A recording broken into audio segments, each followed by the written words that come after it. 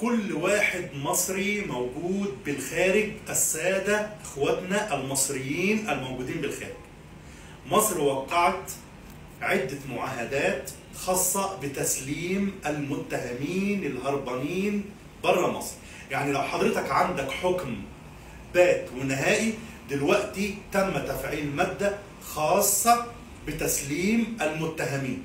يعني يقدر كل واحد أصبح هذا الحكم نهائي وبات، حتى لو هذا الحكم مفتوح يقدر أن يخاطب الأمن العام، والأمن العام بيخاطب الانتربول في الدولة العربية أو الأجنبية اللي موجود فيها تبعا للاتفاقيات التي أبرمتها مصر. وبيتم إعلان حضرتك بهذا الحكم.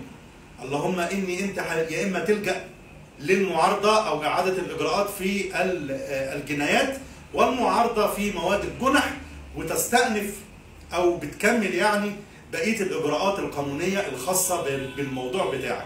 اوعى تزنق نفسك لغاية ما توصل للمراحل النهائية، سواء في الجنائي يعني سواء في الجنايات أو في الجنح، وتلاقي نفسك رحت في خبر كامل. يا ريت إنك تحاول تتصالح عن أي قضية أنت تعلمها، وتكشف على نفسك عن أي قضية ممكن تكون موجودة أو معمولة ضدك، حفاظا على سلامتك في الأرض اللي حضرتك عايش عليها. وشكرا جزيلا.